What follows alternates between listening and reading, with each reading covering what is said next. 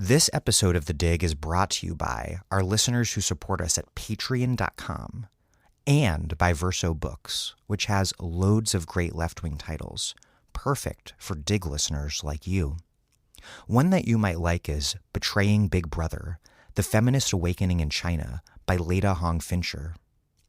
On the eve of International Women's Day in 2015, the Chinese government arrested 5 feminist activists and jailed them for 37 days. The Feminist Five became a global cause celeb, with Hillary Clinton speaking out on their behalf, and activists inundating social media with #FreeThe5 messages. But the 5 are only symbols of a much larger feminist movement of civil rights lawyers, labor activists, performance artists, and online warriors, prompting an unprecedented awakening among China's educated urban women. In Betraying Big Brother, journalist and scholar Leda Hong Fincher argues that the popular, broad-based movement poses the greatest challenge to China's authoritarian regime today. Through interviews with the Feminist Five and other leading Chinese activists, Hong Fincher illuminates both the difficulties they face and their joy of betraying Big Brother, as one of the Feminist Five wrote of the defiance she felt during her detention. Tracing the rise of a new feminist consciousness now finding expression through the Me Too movement, and describing how the communist regime has suppressed the history of its own feminist struggles. Betraying Big Brother is a story of how the movement against patriarchy could reconfigure China and the world. Betraying Big Brother, The Feminist Awakening in China by Leda Hong Fincher, out now from Verso Books.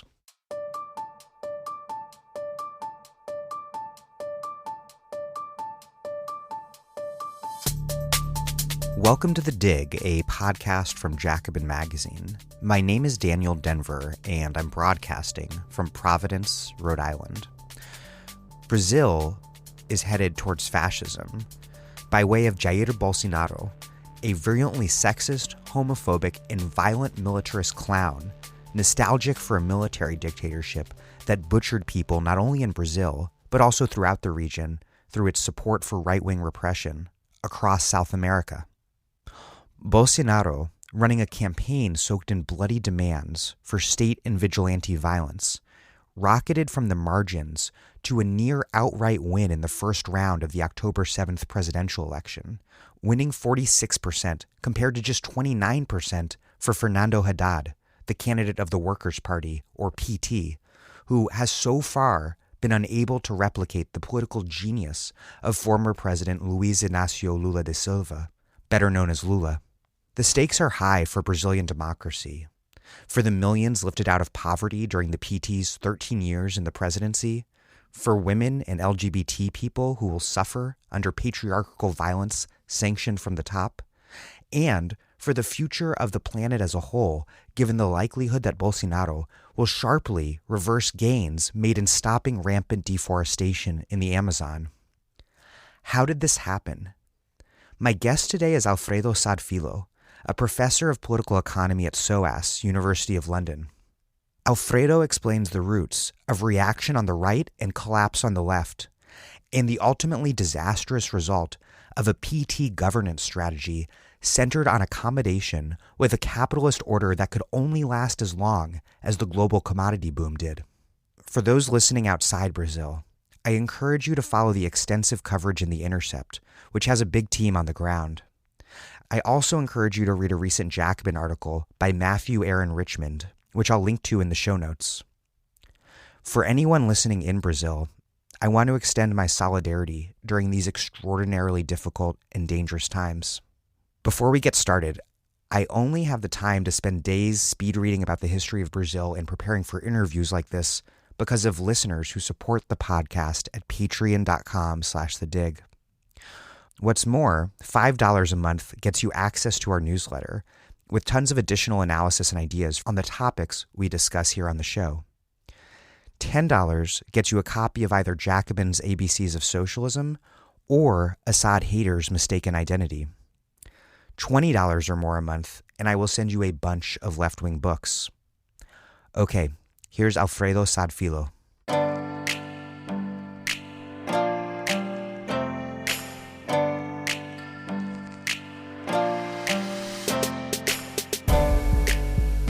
Alfredo Sadfilo, welcome to The Dig. Thank you. Thank you for inviting me. Before we get into the historical roots of the present crisis, I'd like you to explain that crisis's human embodiment. Jair Bolsonaro, a profoundly violent far-right militarist who, when he voted to impeach former Workers' Party President Dilma Rousseff, took a moment to honor the men who tortured her when she was a political prisoner. In recent elections, Bolsonaro surged from the margins to almost winning the election outright in the first round, way ahead of the PT's candidate, Fernando Haddad. And the party that he adopted as his electoral vehicle went from 1 seat in Congress to 52. What's happening in Brazil? Since 2013, Brazil has seen a succession of revolts that started from below, started from working class people demanding improvements in public services. But these revolts were captured by the middle class, and they were captured by the right, the political right, through the media, through a vigorous, persistent, and radical media campaign to demoralize the left and the PT, and to associate the left and the PT with political corruption. Bolsonaro is the outcome of that. For many years now, the right has used the tool of political corruption as a stick with which to beat the left in general and the PT in particular. Now, this has a context. In Brazilian history, the political right has only ever been able to achieve mass traction by using corruption as the focus of its attention, or by using inflation as the focus of its attention. That's how the political right gains legitimacy. Jânio Quadros Getúlio Vargas was driven to suicide in 1954 around issues of corruption. Jânio Quadros was elected president in 1960 on a campaign against corruption. President João Goulart was overthrown by a military coup in 1964 with issues of inflation and corruption at the forefront, plus Cold War concerns. Fernando Collor was elected president in 1989.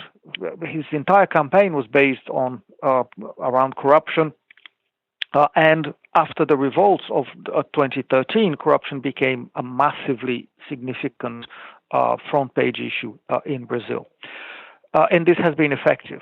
But one of the unintended consequences of this process has been the delegitimization of the entire political system in Brazil.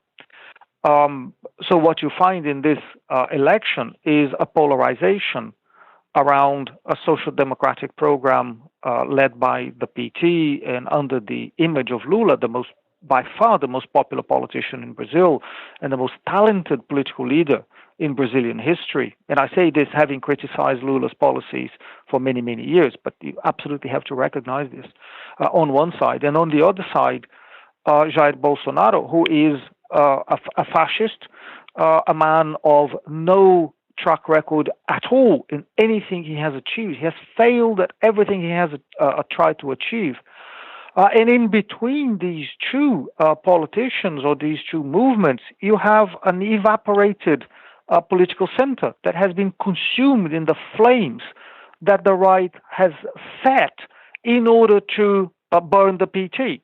It did reach the PT. It harmed the left as a whole. It has been absolutely terrible from the point of view of the left, what has happened in Brazil in the past 5 years.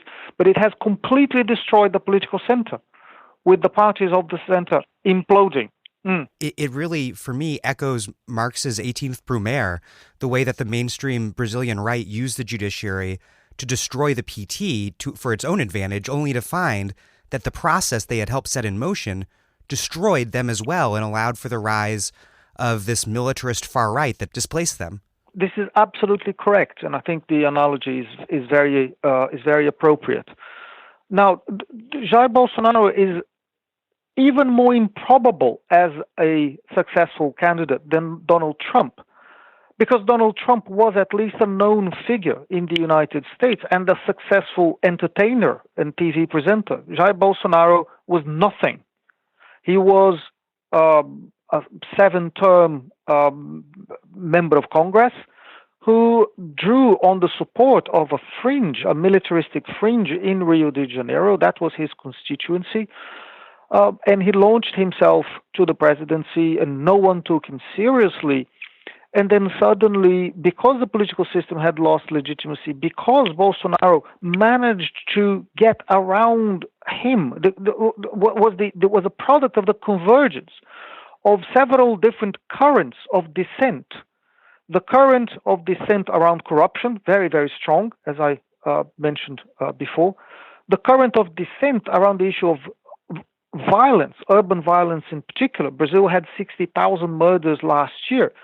And this is not a new thing, but there is a perception that violence is becoming worse and worse, and there's a perception that it is out of control and that normal measures cannot resolve it, and definitely the judicial system cannot resolve it, and so you need a strong hand. And the strong hand must come from the military. There must be a policy of physical elimination of anyone who's accused of crimes, very similar to Duterte in the Philippines. And there's a drive to remove the state from the backs of people, because the state has been associated with corruption, so it must be removed. And then you have a very radical neoliberal political project grounded on Chicago boys. Paulo Guedes, Jair Bolsonaro's main economics advisor, is a Chicago boy himself. And the analogy that is made within that camp is around Pinochet. It's the policies of General Pinochet in Chile. They're very open about this. So this is not good news on any front if you look at it. And I believe a Bolsonaro administration would be politically unstable from the start because he's incapable as a political leader. The Brazilian political system is very decentralized. It's very difficult to handle. Bolsonaro is not equipped to do this. So I believe there would be a political and institutional crisis very, very soon once he takes power. Bolsonaro's slogan, Brazil above all, God above everyone, really echoes that of the 1964 military coup that he so often praises. Is this where the deepest political roots of his political support lie, in Brazil's quarter of a century-long military dictatorship? In 1999, Bolsonaro called for a civil war that would kill 30,000 people, starting with the president at the time, Fernando Henrique Cardoso. Would a Bolsonaro presidency effectively be a vehicle for renewed military government under a democratic veneer? That is plausible. But again, you see what Bolsonaro's political trajectory has been like. He has specialized in making outrageous statements, and there are plenty of absolutely unspeakable brutality and violence at all levels. And this does refer back to the military coup, but it goes back much further than this. Brazil has always been a violent society. It is a slave society, and slavery leaves these marks in a society and in a political system, leaves these scars. So there is a very violent aspect of Brazilian institutions and of the Brazilian political system. Bolsonaro thrives exactly on this vein of violence and misogyny and authoritarianism, where order must be maintained, and it has to be maintained by force, by naked, absolute, brutal force. It is the logic of slavery, once again. So all these statements that he makes echo traditional themes in Brazilian politics, and they will be recognized by everyone as something that is legitimate, a line of thinking that is legitimate, it is understandable, or that has some plausibility in the context of this country. So, but once again, similar to Donald Trump, the more outrageous your statements are, the more they captivate a particular fringe of the electorate that, in the case of Bolsonaro, has managed to congregate two very different areas of society. One is capital. Capital was looking for an alternative to the PT and to Lula. They would not have gone through with the coup of 2016 just to see the PT being elected again. So they were openly looking for a viable candidate. There was no one else, so they grouped around Bolsonaro. And this is a very recent move. And on the other hand, you have masses of poor people who feel insecure, are indignant about corruption, legitimately so, who feel unsafe on Brazilian streets and at home because of violence, and who want to find a way out of a trap, a political crisis that is seeming to that apparently has no end in sight. And Bolsonaro has the ring of plausibility in his statements, the ring of easy solutions to complicated problems. But the problem is, one of the problems is that his solutions do not work. But until we get to that point, well, he's thriving on an easy discourse that still appeals to many people. Will Bolsonaro's rise force a revision of standard accounts of Brazil's transition to democracy, both in terms of the transition's political foundations and also the neoliberal program that formed its economic base? I think there was a perception that constitutional democracy was entrenched in Brazil after the Constitution of 1988. The country had faced turbulence, repeated scandals of corruption, the election of Fernando Collor, who was impeached 2 years into his time in office, the transition from Fernando Henrique Cardoso to Lula, the re-election of Lula, the election of Dilma Rousseff, all these processes involved some element of turbulence, but increasingly the military were outside of political life, and there was a perception that the constitutional rules had become entrenched, and this was false. So absolutely false. From 2013, all these perceptions fell apart one by one. The center-right decided to overthrow Dilma Rousseff, and they went for it, and they eventually succeeded on absolutely spurious grounds. And from then on, it has been a sequence of improvisations that have opened the space for the military to return to political life in Brazil. It is a historical tragedy.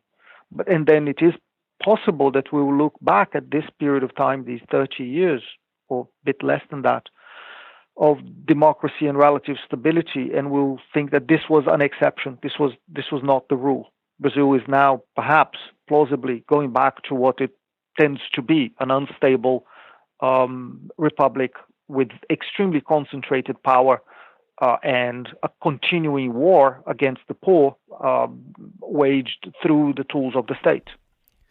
Let's turn to the more recent historical context.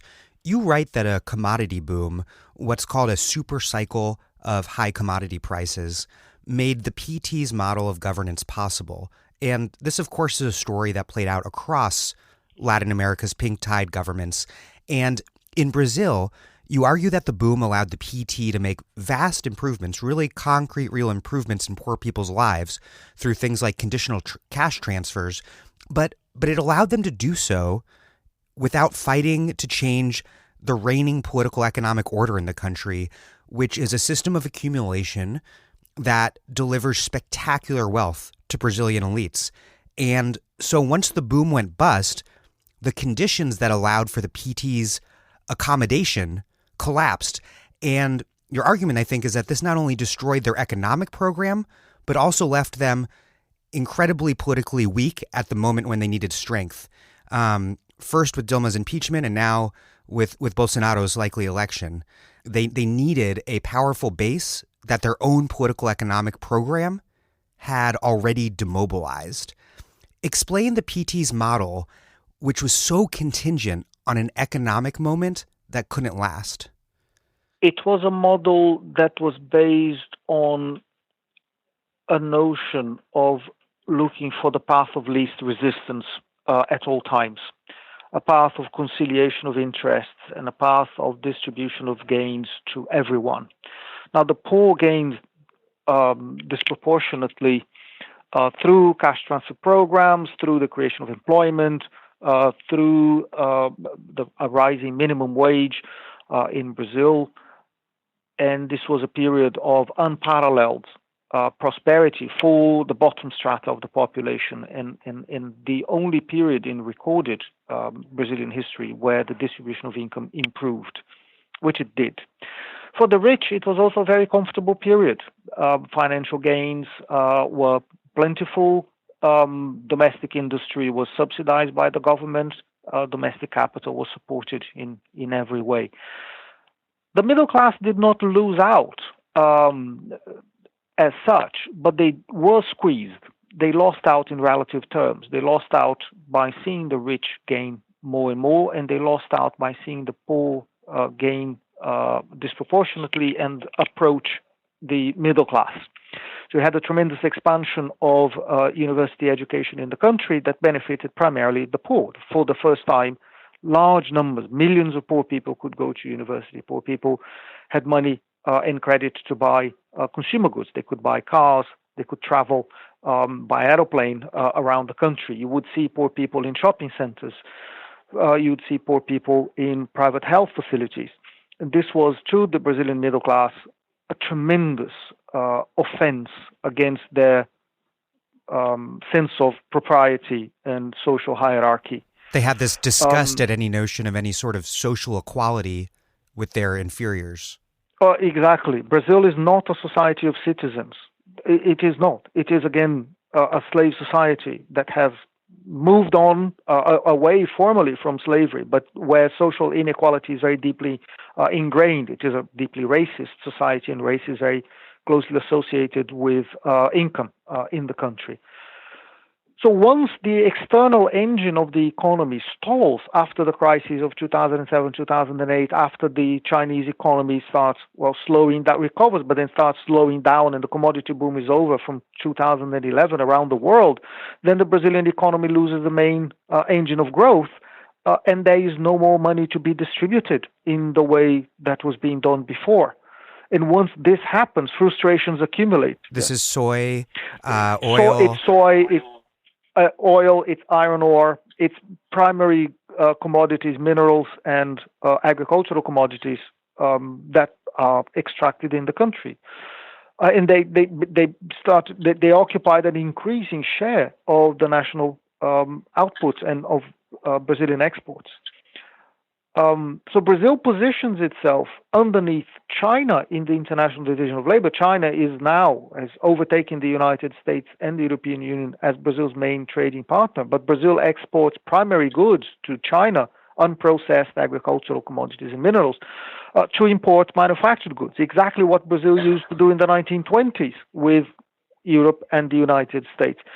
So now the country finds itself once again locked in this position, but underneath a giant, absolute giant of a country that does have an industrial policy and is advancing in its positioning in the world and in the global division of labor. Brazil is quite likely in this subaltern position for a very long time. It will be very difficult, given the state of the country, to develop policies that can take Brazil back onto a sustained trajectory of economic growth, because the model that they have at the moment, and that existed before the PT, but that the PT in government continue with this model because they did not want to rock the boat. It was the path of least resistance.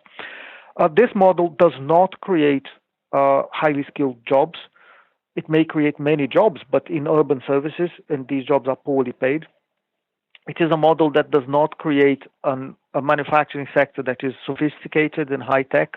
It does not generate new technologies for or within the country. It is a model that is not appropriate for a country that is going to converge with the advanced economies. Brazil has stopped converging 30 years ago, and it's keeping pace, but no more than this. It's not an economy that tends to grow fast anymore. This is a tragedy for our country. And the political consequences of this model for the PT? Continuing political instability. The PT was never, because the PT chose never to confront politically its adversaries, the PT could not grow, and it could not become a very large political party. So it was the largest political party in Brazil, but it is a political party that never had more than 20% of seats in Congress. The Brazilian Congress is very divided. The current Congress has 30 political parties in it. So it is because of the electoral law and the way political parties are constituted in Brazil, it is extremely difficult to obtain a majority in Congress. It is impossible, essentially. And since the new constitution, the new democratic constitution, that's the way the political system has been engineered.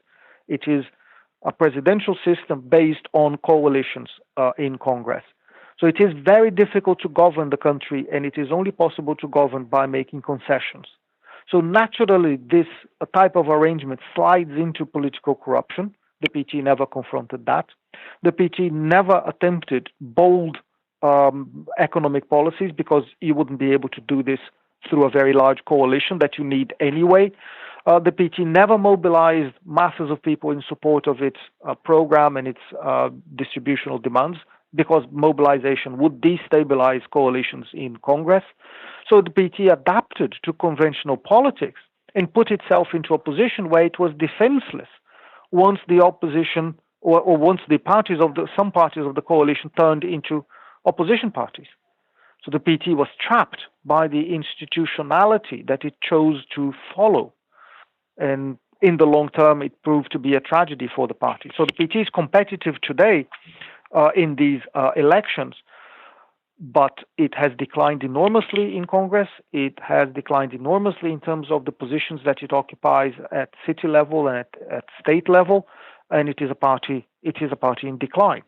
It is a party in frank decline, just like the Brazilian left is in decline. And it's difficult to overemphasize the role played by Brazil's incredibly weak party system. And also, combined with that, this legislature that's deeply unrepresentative, even, I believe, compared to the United States, which is infamously unrepresentative.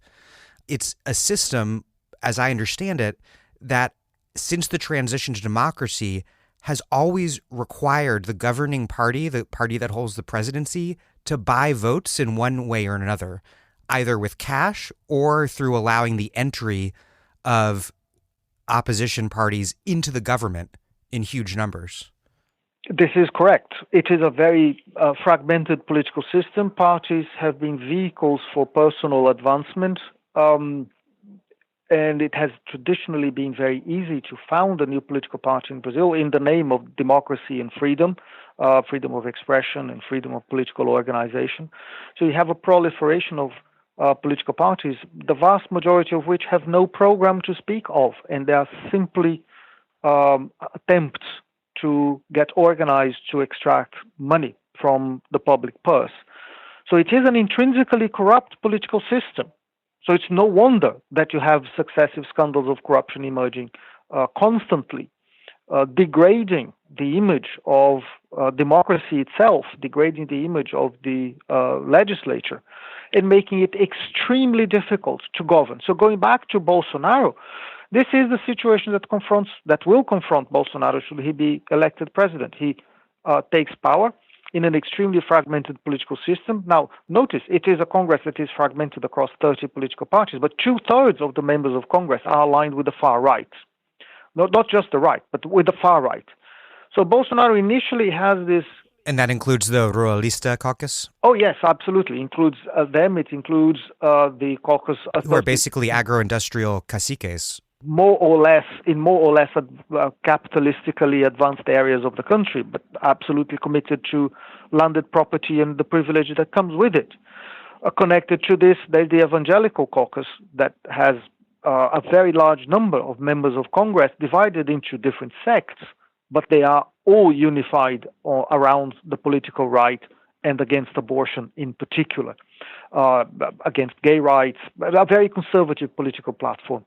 And you have the caucus of the gun, the caucus that defends the weaponization of the country and the freedom to bear arms. Now, these are far right caucuses.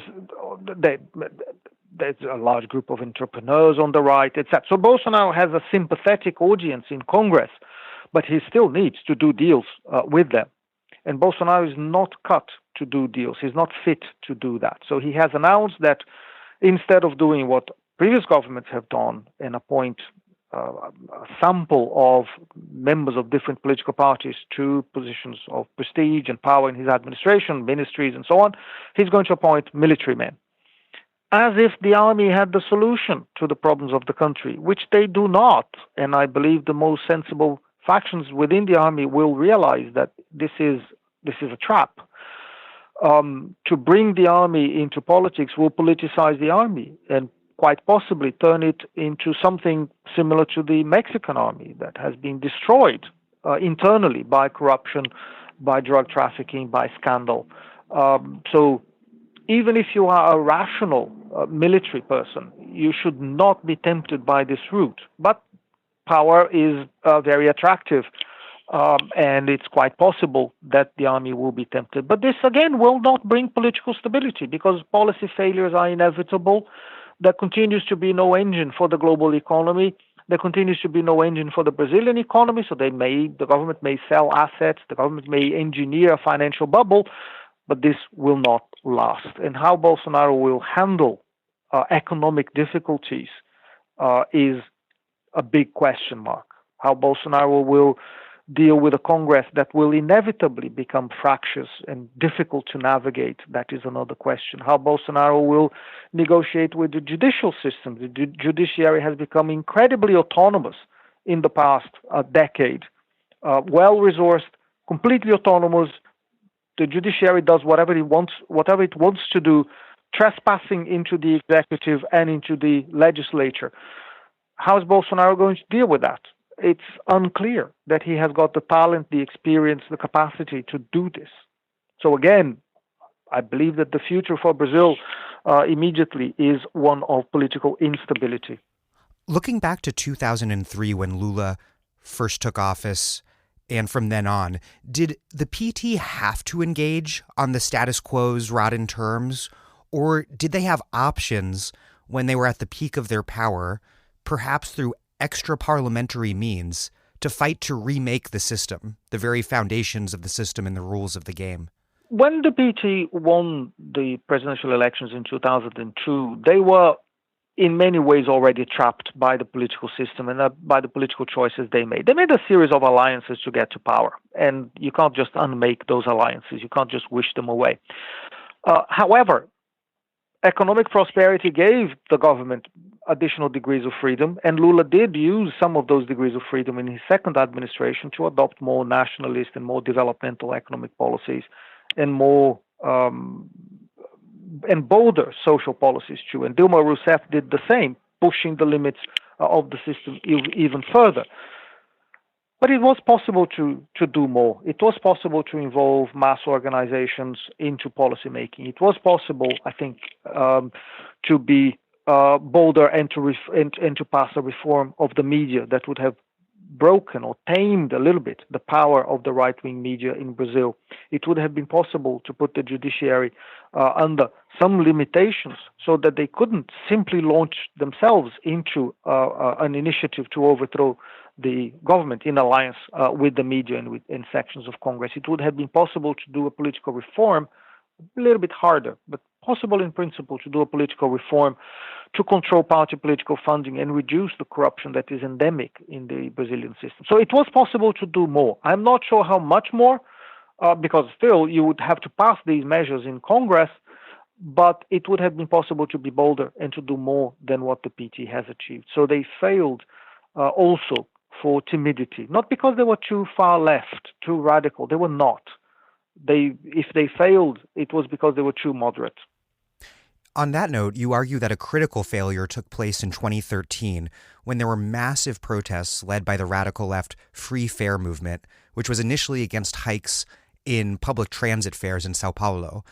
Explain this movement and why the PT's response was so disastrous. The movement emerged spontaneously. That was the end of the boom under the second administration of Lula. And quite suddenly, you find masses of people on the street protesting, initially because of an increase in public transport fares. But rapidly the protests spread out, and they became protests about many, many different things, lots of different dissatisfactions emerging on the street. And these protests were immediately captured by the media that turned them into what they were not, protests against corruption and against the government of the PT. But once you start advertising these protests as such, they started to attract a mass of dissatisfied members of the middle class into them. And that led to the emergence of a mass far right in Brazil for the first time in half a century. A far right that is mobilized, that is on the street, that is campaigning for its own platform of destruction of the left and for the immobilization of the administrations of the PT. Dilma Rousseff attempted to respond to those protests through her proposal for a constitutional convention to reform party political funding and reduce corruption, but that proposal was immediately shot down by her own vice president and by leaders of the coalition, the government coalition in Congress. And her own vice president was Michel Temer, just to clarify. It was Michel Temer. Who is the right-wing current president. Exactly, yes, the person who would take the initiative to push Dilma Rousseff out of office. So they shot down the proposal for a constitutional change because, of course, there were vested interests in maintaining the status quo. And Dilma Rousseff was immobilized. She lost political capital. She realized she couldn't push her ideas in Congress. There was no mass movement to back her up, and she was cornered and eventually lost additional amounts of political space, and it became impossible to continue to govern the country. So there was treason at the top, but there was a disconnect between the Workers' Party and the mass movements in Brazil throughout the years of the PT in office, and that came back to haunt the Workers' Party. And is that disconnect in part rooted in the manner in which wealth was redistributed under the PT through these more individualizing methods like Bolsa Familia? That is quite plausible in the longer term. The PT implemented with great success social policies that are based on cash transfers and transfers of money as opposed to improvements in public services. And Lula realized this. Now, the transfers themselves were very successful. They reduced poverty, they improved living standards, they channeled resources to the poorest areas in the country, led to a flourishing of the economy in those areas because finally there was money around to buy things. So great benefit to family agriculture in the Northeast, for example. That was very, very positive. The programs were only small, but they were very, very good. But Lula himself recognized the deficiencies towards the end of his period in office. He mentioned that if you go inside the houses of the poor, you notice that everything has changed. Not because people now could have had money to buy fridges and computers, and everybody has a mobile phone, etc. So inside the house, everything is different. But once you walk out of the house, everything is the same. Infrastructure continues to be derelict. There is insufficient public transport provision. The roads are chock-a-block with automobiles. It's not a very favorable environment in terms of public investment and looking after people. There were improvements in health and education, etc. But you get the picture. There was a disproportionate improvement through the acquisition of individualized consumer goods in contrast with improvements in social provision. And that was, again, something that was demanded in 2013. The country had got to the limits of what it could bear under that particular model of development. And the PT did not realize that. They did not realize that there had to be a shift, that the country needed more public investment in goods and services that are consumed in common, like transport and health and education, and improvements in quality of provision. And as they neglected to do this, once again, the PT was trapped and lost prestige very rapidly. It reminds me in a somewhat different way, but a similar sort of process of how the the material foundations of the built environment that resulted from the New Deal in the United States laid the foundations for a conservative politics that would ultimately form a reaction against the New Deal coalition. And I think it's important to think through the political implications of how different sorts of redistribution schemes play out. This is correct. But I think the Workers' Party did not realize what they were doing in this sense. They did not realize the consequences. They realized the improvements that were being offered to the majority of the population. They realized that the poor were advancing and rewarding the Workers' Party with votes, but they didn't realize the limitations. Now, one of the political limitations of this type of model was that the additional votes that the PT was getting were votes from the poorest strata in society that, once again, 18th Brumaire, as you mentioned before, these are disorganized sectors. So once the political tide turned and the PT was under attack, these social groups were unable, incapable, not organized to defend the party, to defend the presidency, and to secure the prominence of the PT as a large political organization in the country. It simply could not happen anymore. So moving on from 2013, Dilma nonetheless won re-election in 2014, decisively but with a much narrower margin than in 2010. And she ran on a left platform, but after her re-election in response to economic crisis, imposed austerity and interest rates went through the roof, which pushed the economy into a major recession. This seems to echo your analysis of the failures of 2013 in that the PT alienated its base while failing to appease elites and capital. Can you explain how Dilma's economic policies in her second term helped lay the groundwork for the present crisis?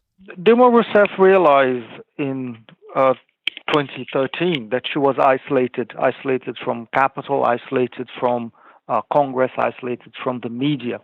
She managed to win the elections, her re-election, at the end of 2013, and to move on to the presidency, but in a very weak position, because she won in the poorest areas in the country. She won amongst the disorganized poor, and she knew that her economic program was no longer acceptable to capital. So she announced already in the campaign trail, or even before the campaign heat up, that she was going to change her Minister of Finance. And she did, and appointed, instead of the Guido Mantega, who was a developmentalist, who had been in government since the time of Lula, she went to Bradesco, one of Brazil's largest conglomerates, and spoke to the president of Bradesco, someone who had supported the government until then, and asked that individual to select the next Minister of Finance, and he appointed somebody from the top management of Bradesco. So Joaquim Levy became Minister of Finance, tasked with implementing conventional economic adjustment program to not only adjust the economy itself, but in the hope of bringing credibility with capital and save the administration in that sense, in that political sense. But it was impossible to do this. Joaquim Levy did not have the support of the left. The PT itself sabotaged his political measures, and capital waited for a little bit and then lost patience with Dilma Rousseff and with Joaquim Levy, withdrew support to them, and adopted a much more confrontational line that the government was lost, that the existence of that government was an attack against capital, and that the situation was unsustainable. Levy had to resign, and essentially the government was adrift from then on, trying to make incompatible interests, trying to protect social programs, trying to protect some measure of developmental policies, but at the same time trying to implement conventional neoliberal adjustment policies. It was an impossible, untenable position. As long as there is no external driver to the Brazilian economy, you cannot make incompatible interests accommodate. It's very, very difficult to do this. So the government hit the rocks for lack of policies, lack of resources to implement its policies, for inability to bring together incompatible interests. And Brazil finds itself in the situation that it is now. The deepest economic crisis in Brazilian history has gone. The economy is lying flat. It's not growing. It has contracted. It contracted for 3 or 4 years. It's now flat for the past 2 years. Unemployment is very high. There's a sense of hopelessness, especially in the part of the youth and on the part of low-paid workers. There's no obvious way by which the Brazilian economy is going to resume growth. It is stuck in a middle-income trap. It is stuck in a trap of early deindustrialization or premature deindustrialization with no clear project, no clear national project or way to proceed. This is, again, tragic for a large country. I want to ask you about industrial policy. Sociologist Daniel Adana Cohen told me that there's one argument that Dilma made a good faith effort in her first term to do industrial policy, but it stepped too much on the toes of the elite. In this view, Dilma's effort was misguided and flawed, but right-minded. There's a second position, also important and on the left, that holds that Dilma basically tried to buy support for her industrial policy from manufacturers by dumping shocking amounts of money on them, which they gobbled up but betrayed her anyways. What's your assessment of Dilma's industrial policy during her first term? Dilma Rousseff attempted to implement the policies that were most appropriate to the accumulation of industrial capital in Brazil. She was following absolutely the economic program of the Industrial Federation of the State of São Paulo. The largest businessman in Brazil gave her an economic program, and that is what she implemented. Lower interest rates, government reduced interest rates.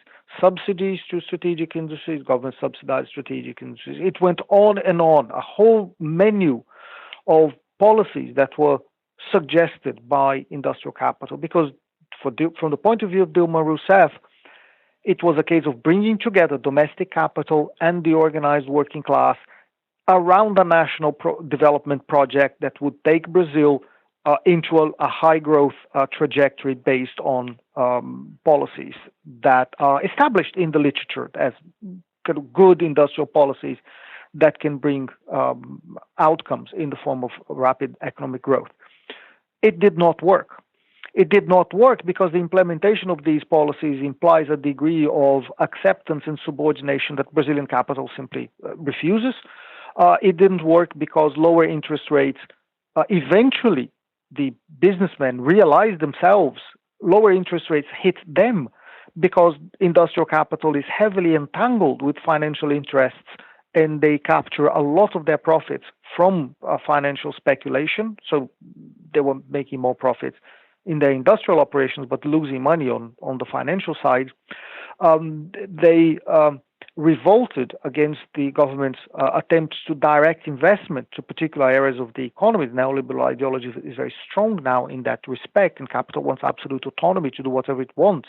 But at the same time, it wants subsidies and no accountability for their use of the subsidies. So the Rousseff administration increasingly became tangled up in a set of failures and in a sequence of attempts to implement a policy that in principle should have been welcomed by capital, but in practice was rejected by capital itself. It is shocking, but true, that this was the best shot at an organized set of economic policies that Brazilian capital has had in many, many years, and it failed completely for reasons that were not to do with the incompetence of the administration or the mistakes in the policies themselves. They were to do with politics and the loss of the external driver of the Brazilian economy. Given the modesty and system conformity of the PT's program, what accounts for this uniform viciousness of the political, economic, and media elites' hostility? I think that's something I've had a hard time wrapping my brain around. once again, it's a matter of power. It's not a matter of economic growth. The economy may grow, and in that case, capital will tolerate an interloper in the presidency, such as Lula. But Lula is an extraordinarily agile political operator. He's very, very good at bringing in different interests together. Dilma Rousseff was not like that. And in the context of low economic growth, then the imperative of power becomes very, very strong. If there is no growth, at least I want to maintain the monopoly of power. That was the logic of capital. We're prepared to be a little bit more flexible in the issue of power as long as there was lots of money flowing in that direction through economic growth. But Dilma Rousseff failed to maintain economic growth, not through her own faults, but because circumstances were adverse and many, the government stumbled around many different issues. So it goes back to who is in charge. And in the case of Brazil, once again, a slave society at heart, not the distribution of any aspect of power became absolutely unacceptable for the traditional elites and the middle class. So the fact that the Brazilian economy has been lying flat for several years now, and that after the overthrow of Dilma Rousseff, economic performance did not improve, that this does not matter in the least, because the elites have recovered the power that they had before. Let's talk about Lava Jato, or the car wash corruption investigation and scandal, which we've referred to a few times. It ended up jailing Lula and a lot of other politicians as well. To what degree was this the result of new powers given to the judiciary in recent years and to the judiciary's kind of neutral technocratic operations? And to what extent was this an explicitly political hit from a nakedly political judiciary on the PT? It was a naked hit by a political judiciary. There were scandals of corruption, but they were investigated in a very different way, depending on where they came from. The judiciary used every tool in its box in order to entrap the PT, plus a few autonomous operators that had become inconvenient. But essentially, the entire goal of the operation was to hit the PT as a party and Lula as an individual. Now, Lula has been found guilty, even though there's absolutely no proof of anything that he may have done as president or as a political agent. No proof of... Dilma was impeached for budget irregularities by politicians with concrete accusations of corruption against them. Oh, absolutely, yes. The accusations that got Dilma Rousseff, she was never accused of corruption. She was accused of a technical violation of the fiscal responsibility laws in the country and then the Constitution. That was an absolute, complete stretch of the interpretation of the Constitution and the law. It was, in essence, a vote of no confidence on a president that was unpopular at that point in time, but this is not the way constitutional democracies are supposed to work. If you have a presidential system, you win the election, you're allowed to govern. And this was Congress. It's not a parliamentary system. It's not a parliamentary system. It never was in Brazil. So this was absolutely a naked political power grab. But it worked because there was a sufficient majority, and the media, the judiciary, and Congress were operating sufficiently in tandem that they could get to that point. One more historical question before we finish up by just talking about what's coming next. The current president, of course, is Michel Temer, because thanks to the PT having become ensnared in this horrendous party system that we've already discussed, he was Dilma's vice president. What role has Temer and his agenda played in the decomposition of the political order underway? An enormous role. Michel Temer was always a very skilled political operator to keeping his party together. His party is very heterogeneous, very fractured. He kept the party together through the distribution of cash, not through ideology. His organization has no particular ideology. The Temer administration got into power with an extraordinarily unwieldy center-right coalition that functioned on the basis of the implementation of a radical neoliberal economic program. And in doing this, bulldozing over the opposition, not admitting any form of political debate in the country, and at the same time, while this area of economic reform marched well under this administration, nothing else has been achieved. No constructive policies have been in place, and the way in which the administration has managed to stabilize itself in power has continued to be the traditional forms in Brazil: distribution of cash, distribution of favors, distribution of appointments, together with the autonomy for those appointees to do what they want to do with the power that comes with that position.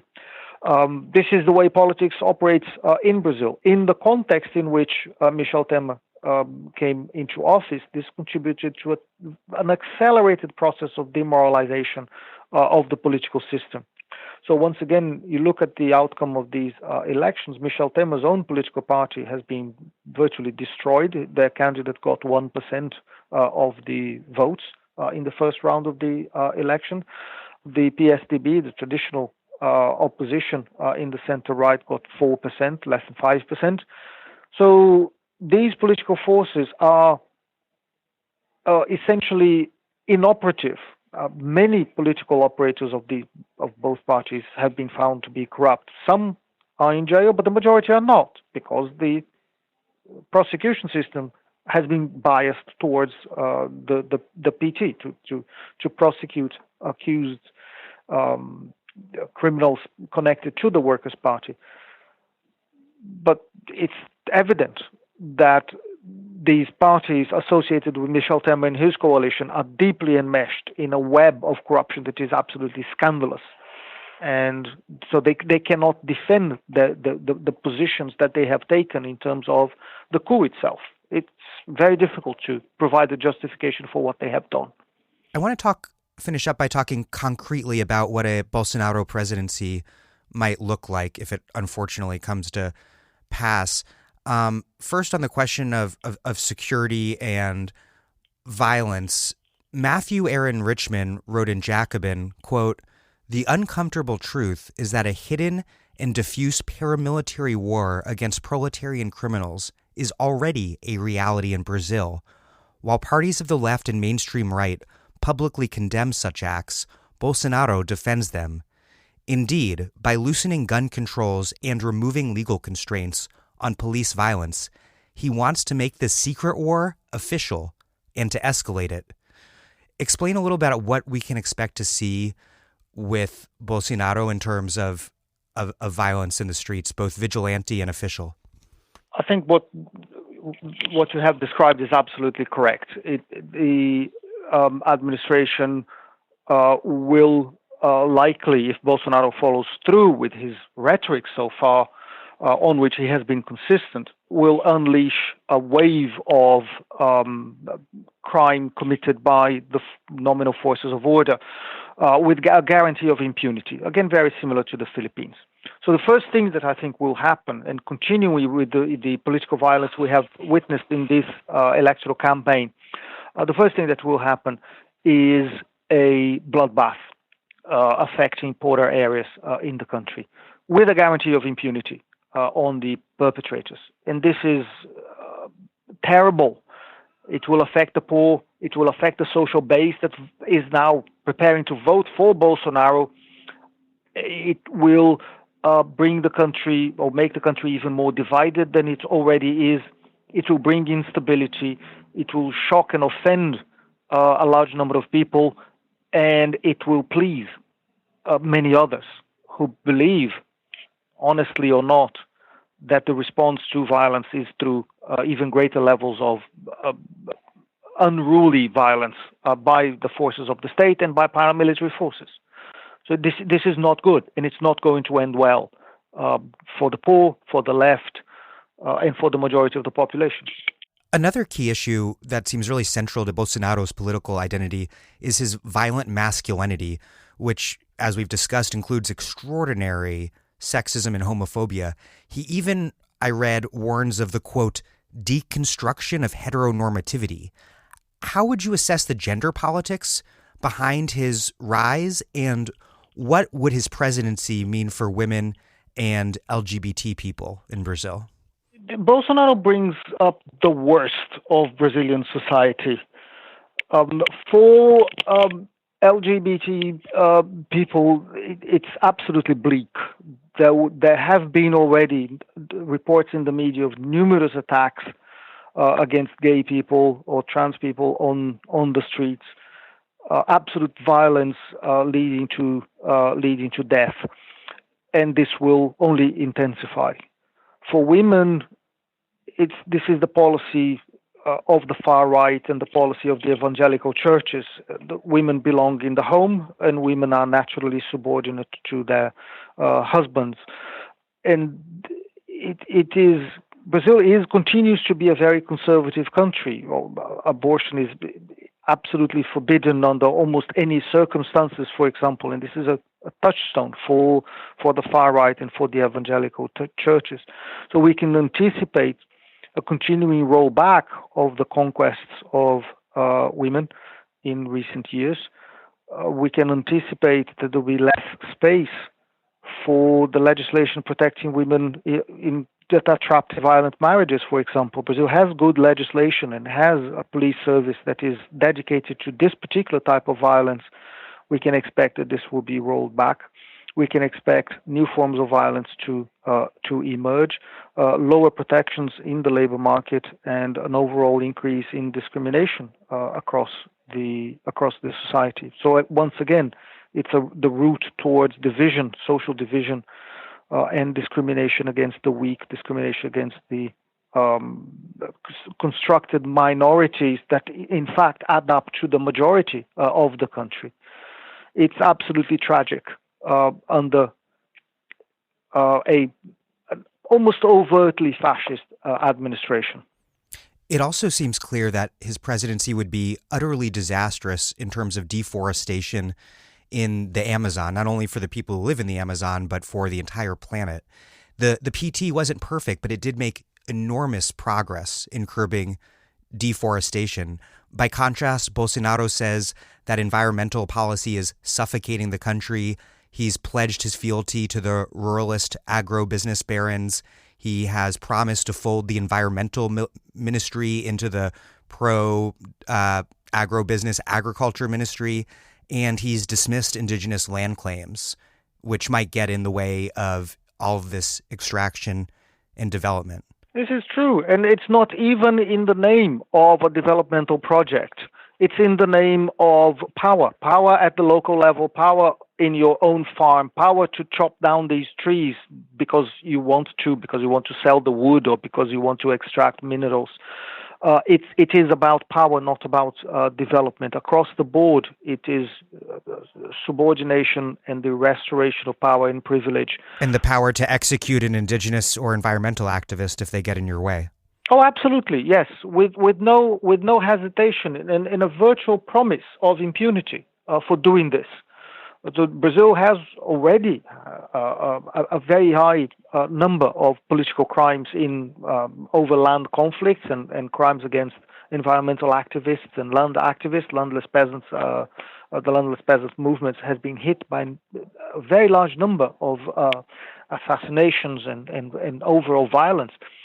This will get much worse under Bolsonaro. There's absolutely no doubt about this. This will be a commitment of public policy under his administration to be violent against the weak. My last question is, how can it be that Lula is pulling so far ahead and that Haddad is unable to replicate anything approaching that level of support? What could the PT in particular and the left in general have done to better prepare for this election? Did the PT have a viable plan B? And do they still have a shot? Where does the left go from here?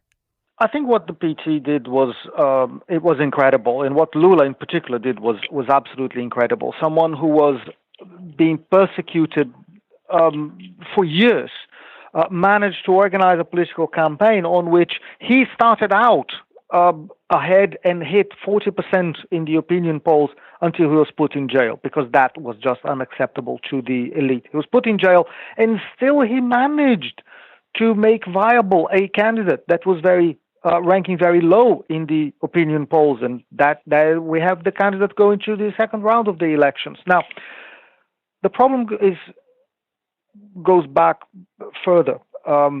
Lula is the most popular politician in Brazil. There's no doubt about that. He has an extraordinary political talent, and he has shown it in this election. This is the untold story of the election.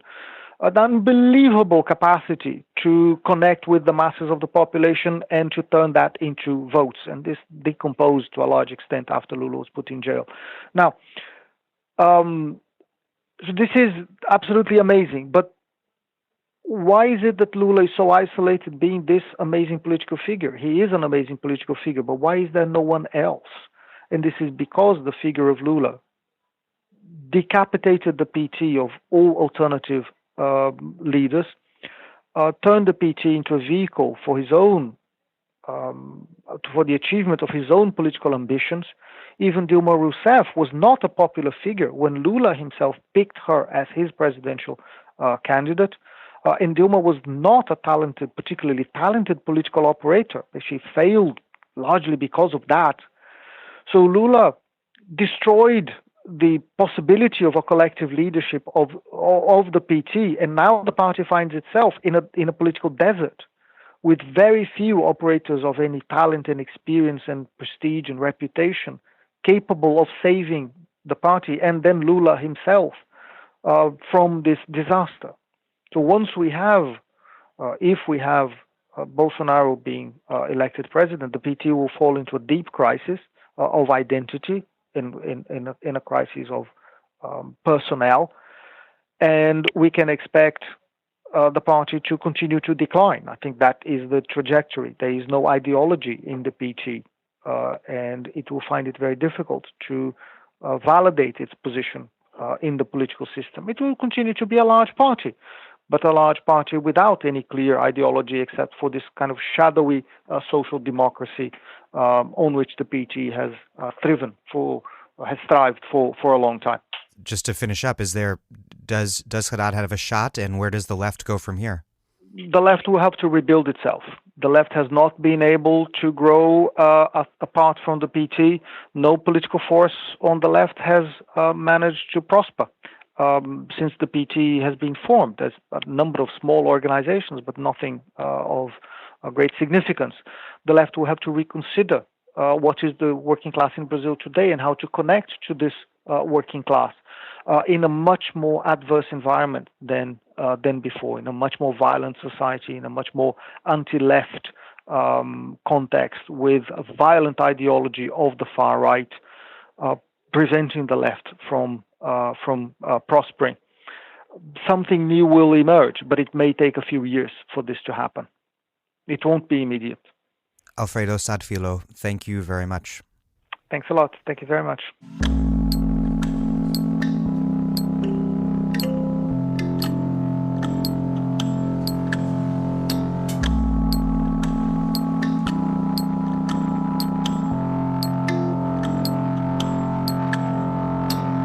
Alfredo Sadfilo is a professor of political economy at SOAS, University of London.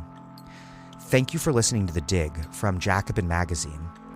As Marx once remarked after noting that all have vanished like a phantasmagoria before the spell of a man whom even his enemies do not make out to be a sorcerer, universal suffrage seems to have survived only for the moment, so that with its own hand it may make its last will and testament before the eyes of the world, and declare, in the name of the people itself, all that exists deserves to perish. While other podcasts have only interpreted the world in various ways, our point is to change it. We are posting new episodes every week, usually twice. The Dig was produced by Alex Lewis, music by Jeffrey Brodsky. Our communications coordinator is Logan Dreher.